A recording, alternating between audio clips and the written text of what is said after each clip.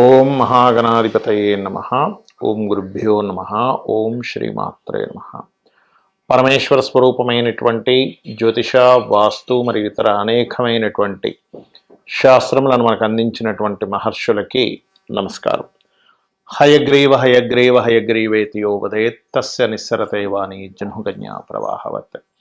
అరుణాం కరుణాతరంగితాక్షీం ధృతపాశాంకుశపుష్పబాణ చాపాం అనిమాదిభిరావృతాం మయూకైః అహమిత్యేవ విభావయే భవానీం. శ్రీమాత్రే నమః.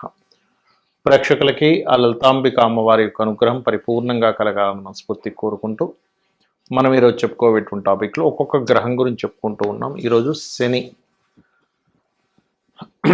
శని భగవానుడి గురించి అసలు ప్రతి ఒక్కరి జాతక చక్రంలో అది ఉన్నటువంటి స్థితిని బట్టి ఎటువంటి ఫలితాలు జరుగుతాయి.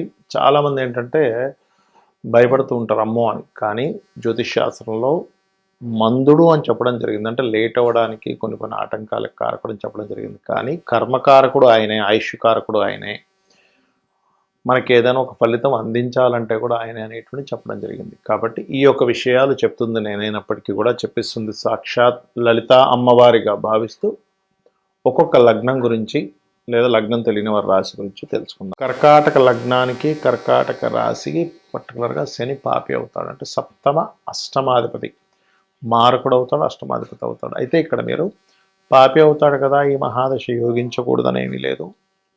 ఇది శుభగ్రహాలతో కలిస్తే నీచభంగ రాజయోగాల్లో ఉంటే ఖచ్చితంగా యోగిస్తుంది. కాకపోతే రిజల్ట్స్ ఎప్పుడు కూడా పాప అయితే కాస్త ఎక్కువగా బ్యాడ్ ఎఫెక్ట్స్ ఎక్కువ ఉంటాయి, శుభుడైతే తక్కువగా ఉంటాయి బ్యాడ్ ఎఫెక్ట్స్, మంచి కూడా జరుగుతుంది. బట్ ఇక్కడ కండిషన్ ఈజ్ శుభుడు పాపు ఒక ఎత్తు అయితే ఆ ప్లానెట్ ఎలా ఉంది ఈజ్ మోస్ట్ ఇంపార్టెంట్, రైట్. ఇక్కడ లగ్నంలో ఉన్నాడు శని.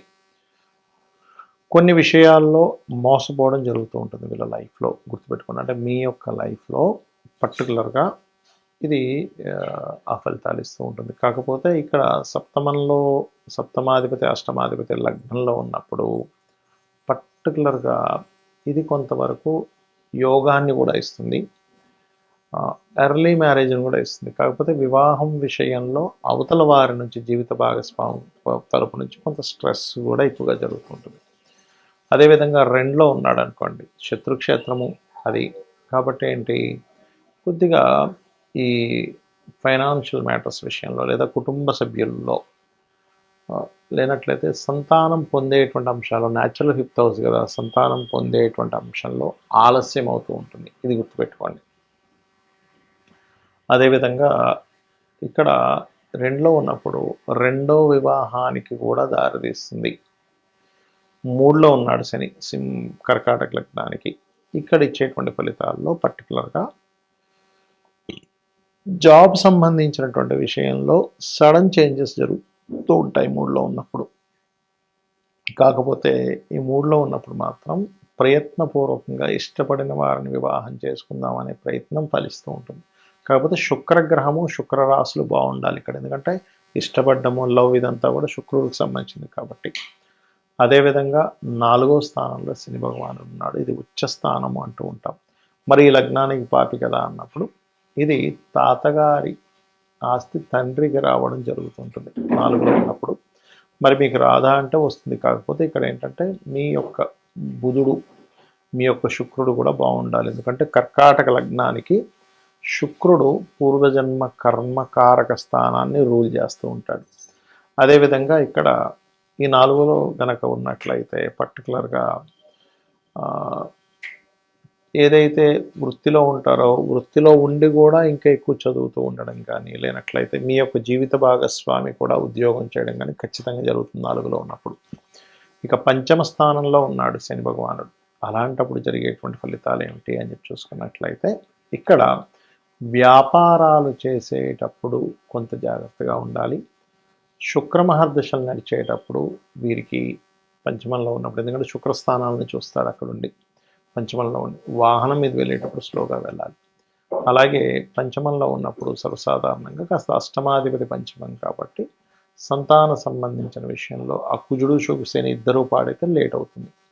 అదేవిధంగా ఇక్కడ ఈ సప్తమాధిపతి కూడా అవుతాడు కాబట్టి ఈ కొంచెం వివాహ సంబంధించిన విషయంలో కాస్త ఎక్కువ ప్రయత్నం చేయాలి. బంధువర్గంలో వారితో అవుతుంది సప్తమాధిపతి అయినందుకు. అలాగే శని కనుక 6వ స్థానంలో ఉన్నాడు అనుకోండి, 6వ స్థానంలో ఉంటే ఇది విపరీత రాజ్యోగం కింద తీసుకుంటాం. అష్టమాధిపతి షష్టమం కాబట్టి కొన్ని సడన్గా లాంగ్ టర్మ్ డేస్లో బాగా కలిసి రావడం కూడా జరుగుతుంది 6లో ఉన్నప్పుడు. అలాగే మరొక విషయం ఏంటంటే ఇక్కడ గమనించుకున్నట్లయితే,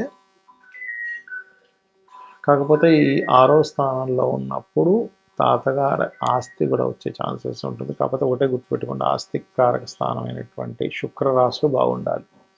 అలాగే మరొక విషయం ఏంటంటే ఇక్కడ అంటే అష్టమాధిపతి 6లో ఉన్నందుకు అట్లా పూర్వీకుల ఆస్తుల విషయంలో రాజయోగం ఇస్తాడు. కానీ ఈ సప్తమాధిపతి కూడా 6లో ఉంటాడు. ఇక్కడ ఈ సప్తమాధిపతి 6లో ఉన్నప్పుడు బంధువర్గంలో మేనమామ వరుస వాళ్ళతో ఏదైనా వివాహ సంబంధించిన విషయంలో కొంత ఘర్షణ ఏర్పడి ఇష్టపడిన వారిని వివాహం చేసుకోవడం జరుగుతుంది. ఇక సప్తమాధిపతి సప్తమంలోనే ఉన్నాడు అనుకోండి, ఇక్కడ పాపే, అందులో ఎటువంటి సందేహం లేదు. కానీ మీ పూర్వజన్మ కర్మకారకుడు శుక్రుడు కనుక బాగున్నా, శుక్రరాశులు బాగున్నా ఎర్లీ మ్యారేజ్ ఇస్తాడు. ఇక్కడ సప్తమాధిపతి సప్తమంలో ఉండడం లేట్ మ్యారేజ్ ఇవ్వాలి. కానీ ఎప్పుడు ఎర్లీ ఇస్తాడు? శుక్రుడు బాగుండి శుక్రరాశులు బాగుంటే 100% 25 years లోపల వివాహం జరిగిపోతుంది. కానీ ఇదే శని భగవానుడు కనుక గమనించుకున్నట్లయితే ఈ సప్తమంలో కూడా కొంతవరకు విపరీత రాజ్యోగాలు ఇస్తాడు. కాకపోతే ఏంటంటే కొంచెం ఈ శని లగ్నాన్ని చూస్తున్నందుకు హెల్త్ విషయంలో జాగ్రత్తగా ఉండాలి. అలాగే అష్టమ స్థానంలో ఉన్నాడు అనుకోండి, అష్టమాధిపతి అష్టమ స్థానం, రియల్లీ అది ఒక విపరీత రాజ్యోగం. కాకపోతే ఎప్పుడైనా విపరీత రాజ్యోగం చూసేటప్పుడు మీకు మీ లగ్నానికి యోగకారకుడైనటువంటి కుజుడు యొక్క స్థితి ఎలా ఉందో కూడా చూసుకోవాలి. అష్టమాధిపతి అష్టమంలో ఉన్నప్పుడు రాజయోగ కారకుడు బాగోకపోతే మీకు ఎన్ని విపరీత రాజయోగాలున్నా, నీచభంగ రాజయోగాలున్నా పనికిరాదు. ఎందుకంటే మీకు రాజయోగాన్ని ఇచ్చే గ్రహం బాగుందా లేదా, రాజయోగాన్ని ఇచ్చే గ్రహం కనుక బాగోకపోతే మీకు అక్కడ అది ఫలించదు, గుర్తుపెట్టుకోండి. అలాగే మరొక విషయం ఏంటంటే ఇక్కడ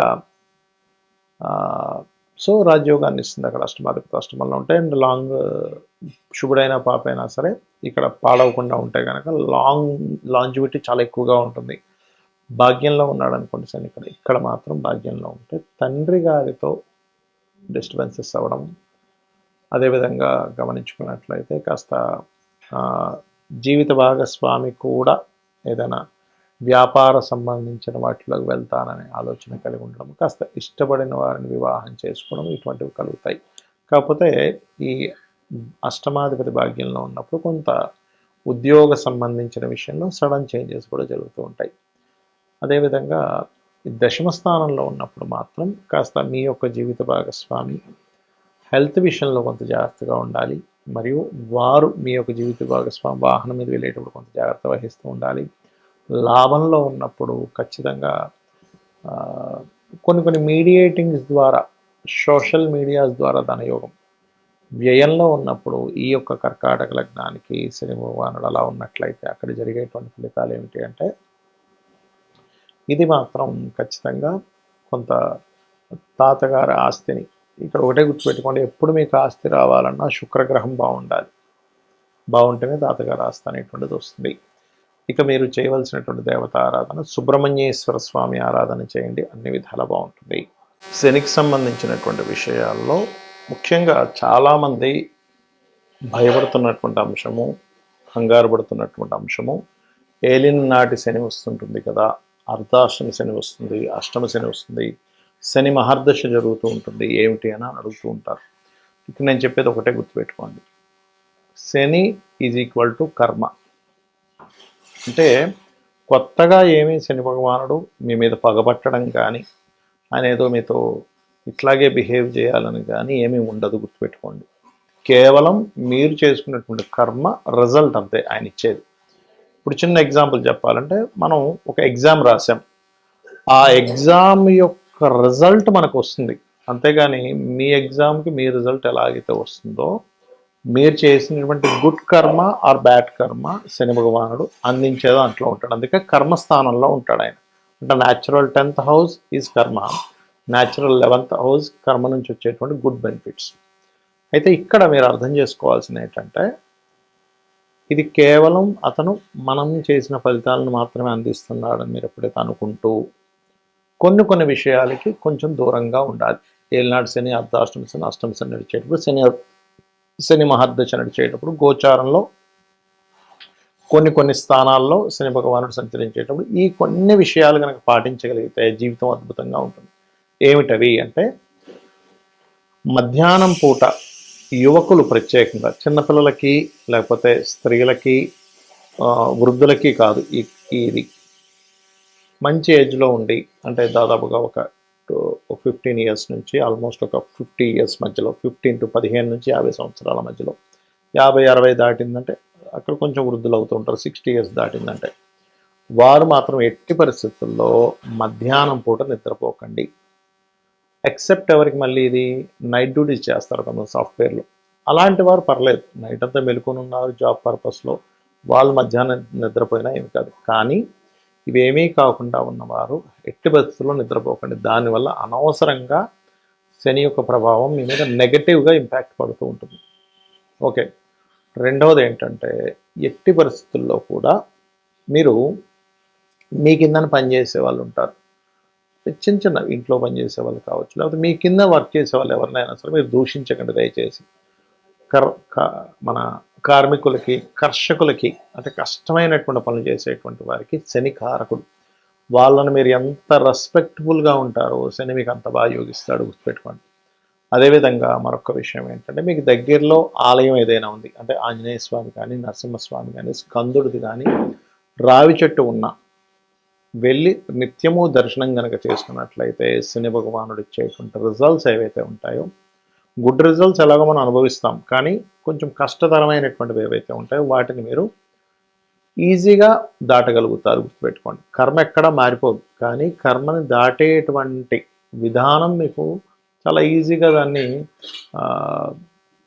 బేర్ చేయగలుగుతారనమాట. అలాగే మరొక విషయం ఏంటంటే, ఇక్కడ